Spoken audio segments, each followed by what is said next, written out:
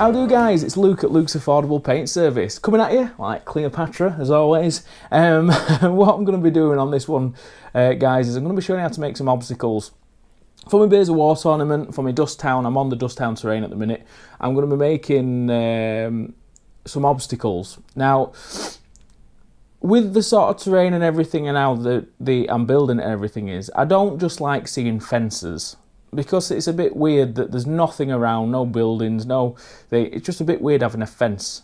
And that's what you normally see when you play Kings of War. People just throw what they've got down, which is understandable. I'm building everything from scratch. So what I'm going to do is I'm going to try and make something look like it fits in really well. Okay? So I'm going to use like wood, as in like fallen tree. Alright? As if it used to be like a proper skate where there used to be trees and stuff and it's just died and it's withering away and fallen down. So I'm going to make some obstacles like that. Okay, no expensive material in this at all. Everything you should have lying around. The base, I'm going to be using MDF, but you can use the cardboard. You can use anything you want, guys. So I'll flip the camera around. We'll get started, and these shouldn't take long to make at all.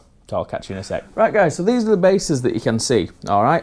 Now these bits of wood on here, they're dug up from my garden. So if you're wanting some bits of really nice wood or anything like that, don't tell your mum, just go up and dig up your garden. You'll find, especially near bushes and stuff like that, you'll find some really nice tree roots. Now these tree roots have been washed in bleach and then I put them in the oven to dry them out. So if there's anything on them that's going to hurt you or harm you, it's dead. Alright?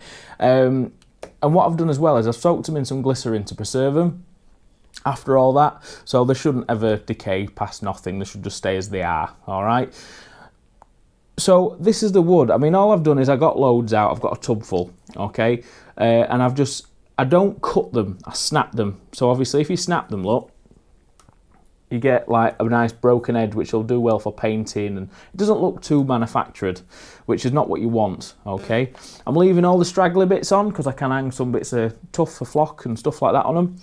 But how we're going to stick these in the base is I'm going to use DAS. Alright, so there are the little pieces. I have kept some smaller bits as well, because what I might do, if I want any bits that are coming off, I can cut them off, I can super glue them on in places, and I've just kept a few bits just for some creativity. Alright, so first up, I'm going to get myself some DAS for the base, so it looks like it's, you know, the earth's grown round them over time. So I'll get the DAS out, and then I'll show you how we're going to do that. Catch you in a bit. Right guys, so DAS, it's an air drying clay. I've been told some craft shops have their own versions of of this stuff, which is like £2, £3 for a kilo, so it's a lot cheaper than DAS. But DAS is still only £4 for a kilo, guys, so it's just an air drying clay. It's like a clay version of paper mache almost. That's the best way of describing it. So I use this just because it sets solid and it's great for building up like earth. You could use foam and mess around like that. But before I start to stick this, what I like to do is I just like to roll it out into like a sausage, because that's not working. So say for example, I'll roll it into a sausage like that. Get some more, just a bit bigger. And then just press it down into where you want it. Okay. And then start to just drag it away from itself. You can see what I'm doing like that, look. And then what that does is it starts to build up, okay? Then once you've got it somewhat like, just peel it off, okay? Or you could do, what you could do beforehand is just add a bit of glue. It just helps it stick, that's all. Just put a couple of spots of super glue down, and it just helps it stick to the base once it's dried as well, okay? So just put a few bits on like that. And then just start moulding it so it just looks like uneven ground, guys. You don't have to go over the top. Any bits that are too long, just cut them off. Right, so I'll get that done on all three, and then I'll show you the next step on adding your trees and rocks and everything to it. Alright guys, so catch you in a sec. Right guys, so once you've got all that put out as you need, okay, now best thing to do is literally you just push it in where you want it. Okay, so if you get any like DAS that sort of splurges out, you can either cut it off or you can just remold it in like that. Okay, I have put a tiny bit of water on my finger just so I can smooth it out as well. Okay, so put it in. Once it dries, guys, it does hold it quite well, but obviously we're going to be caking it in PVA glue. There's going to be sand and stuff going over, so it's all things that are going to hold it in place. Okay, so I'll just do the other one. Okay, so you can be as creative as you want, guys, don't be scared of it. Just think of the game that you're playing. Best thing about Kings of War, guys, an obstacle's an obstacle. It doesn't matter if it blocks, you know, you aren't going to think about the height of the model or anything. It's just because obviously it's all representative. So these obstacles, you know, are a bit low and everything, but if you're making it for like say 40k and you need to have blocking terrain and blocking obstacles, make sure you build some up higher. So if you are doing like this sort of thing, like arid plains with using twigs and stuff, make sure you build it up quite high and then put loads of twigs piled up on top of each other as if it's been like there a long time, sort of thing. So just think about it as you build it, guys. Okay, now once you've got all them in place, I've added a few stones. Literally, this is one I did earlier. I've put that on there like that. I've put some stones in. As you can see, I've cut this bit out here. Now, the reason I've done this is it's so I can just put a tiny bit of pound shot water effects in. All that's for is just so when I put a bit of foliage on here, it makes a bit of sense why it's living. Okay. With the hills, they are a bit green for an arid setting. So what I'm going to do is I'm building a few ponds for that table as well, as if there's like some underwater sourcing.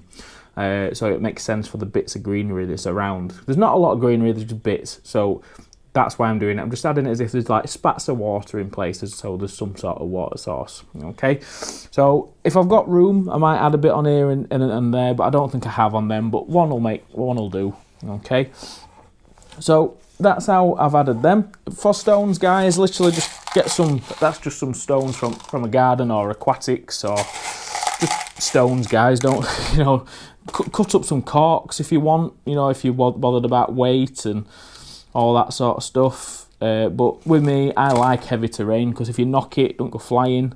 And at the end of the day, das isn't heavy. I mean, these obstacles are not going to be heavy at all, guys. They're going to be weight of as a resin one, so it doesn't matter. All right, so I'll get these stone pushed in. I'll let it go off almost, and then we'll get to basing it. All right, guys. So I'll stick all these stones in where I want them, and then we'll see you in about an hour or two when it's dried. I'll put them up radiator. Oh, sorry guys, I forgot to mention, these little bits that I cut off earlier that I mentioned, these are literally for just sticking. Find somewhere where you want to stick them and get them so they looks like they're coming out of the ground, okay? Just so it adds a bit more. Don't have them overlapping the base too much because obviously you don't want to cause too much of an obstruction around the area. But just get some nice little twigs, break them off with your hands if you want. And just have it so they're like that, look. Just get it so there's more coming out and just add a bit more depth to your models. Alright guys, so I'll catch you in a second. Right guys, when the das is more or less dry, you can do it when it's slightly wet. I mean, I put them on radiator to speed the process up. But next what I'm doing is I'm applying some PVA glue. Now, I've had an idea. So this one I'm painting here, all the base area, where the das is, I'm painting with PVA glue. Now, PVA glue annoys the living hell out of me because it takes an hour or two to dry. So what I've done is I've mixed some PVA glue up with some alcohol in it, some isopropyl, because it evaporates quick. So I'm hoping that will will speed the process of the PVA drying time. So I'm doing one with normal PVA, and then I'm doing the other two with the alcohol PVA. And I'll see if it dries any quicker. If it does, I'll do a video on it. Alright guys, so I'll get these all painted up and then I'll take you through the sanding method. Right guys, now I've put sand on, I've painted the PVA glue on, and then I've just put the sand on. This is just sand from Wilkinson's, it's called bird sand. There's bits of grit and stuff in it as well. But what I like to do is I also like to put drops of grit in, like you saw on that piece of that hill that I did.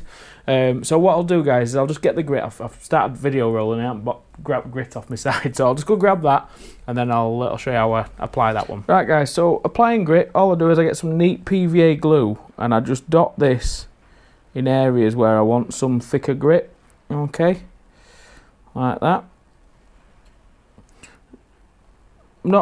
I'm not thinking about it, and just try and be as random as as I possibly can, within reason. Okay, try and pile it up round the rocks that I've already put on as well. Put it in areas where I want, and then all I do, guys, is I get this grit. It's just bird grit, this from Wilkinson's again, and I just literally pour that on where I've put the PVA glue. Alright, like that. It is messy and you get bits of stones and stuff everywhere, but we'll clean that up later.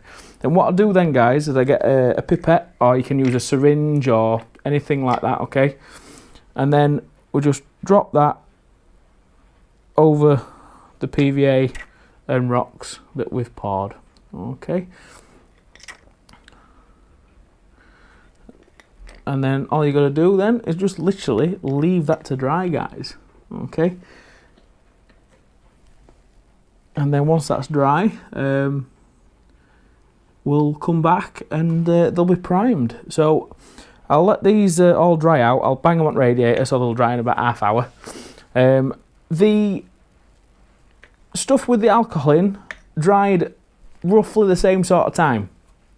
So it didn't really work. It did dry just before, as it shaved about 5 minutes off, if that.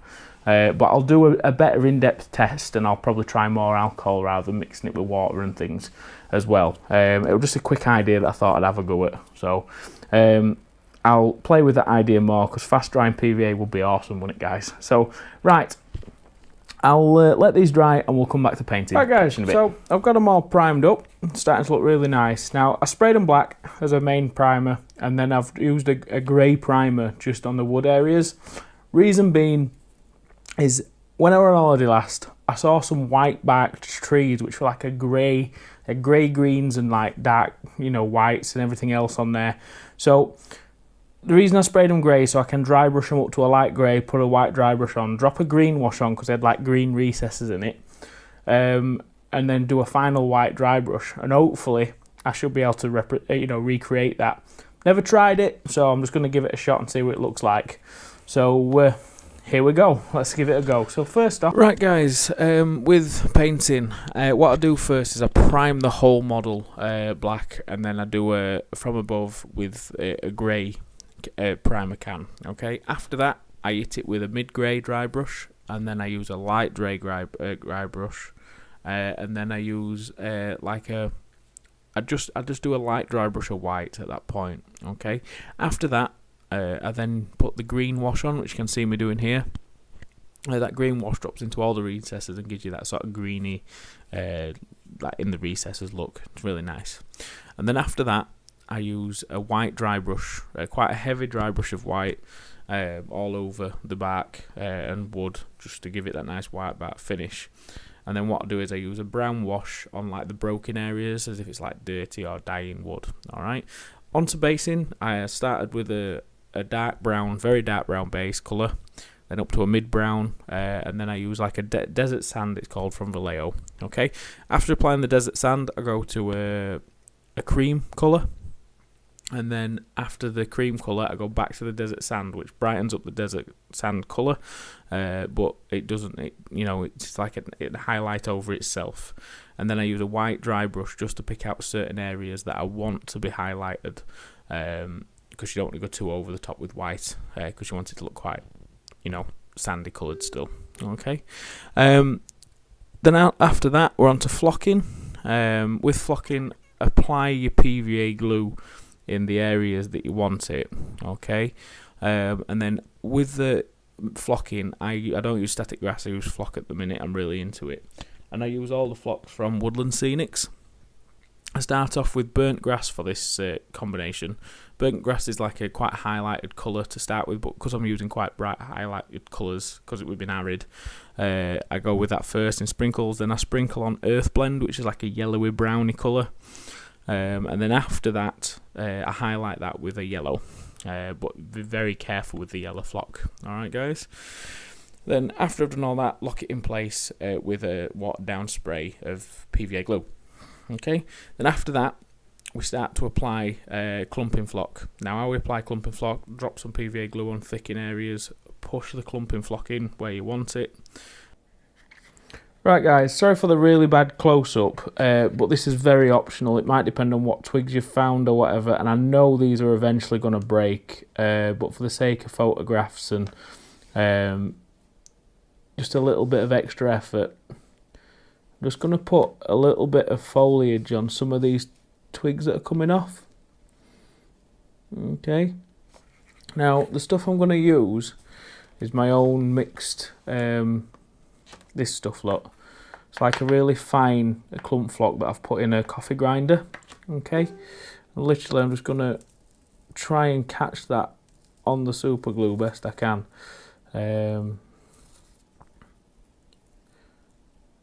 Like that. Okay, won't make much of a difference at all. It's just the fact that, you know, it's just some extra, and like I say, it will break off with it being a Wargaming piece, but it's just for a little bit of extra. You might not even notice it, but it'll add that little bit more. Okay, so just thought I'd show you me doing that so you don't think I've missed a step out for you, but that's literally how I'm doing it. Like I say, I've used super glue because super glue will dry quick and it holds it well enough. Alright guys, so there you go. So guys, very simple, very easy obstacles, you know. The paint job's not over hard, it's just a select few colours. It's just about thinking about the colours before you do it. Like I said, I'd never done that colour scheme before, I'd never painted white bark. I'm a bit worried about doing it, but I just thought, how do you paint white? Really, you go up from a grey. I wanted some greeny areas, so I used a green wash, and it came together. I wouldn't say it's amazing, but it's good enough. Do you know what I mean? So, literally, guys, thanks for watching. I hope it's everything that you wanted it to be. I am going to put a bit of water effects in the little cutout that I got on that big one as well, so that's all to add. But I'll do that. You'll see it when I do a showcase of all the terrain that I built for this event coming up. Alright guys, so I hope that helps. Any questions, comment and everything below. Like I said, if you are following me and you want to talk to me personally and all that, I have got a group. It's called Luke's Affordable Paints. Luke's APS Hangouts and Discussions. It's a great page. There's loads of people firing out ideas and all sorts on there as well, guys. So thanks for tuning in, and I'll get this uploaded as soon as I can. Catch you again soon.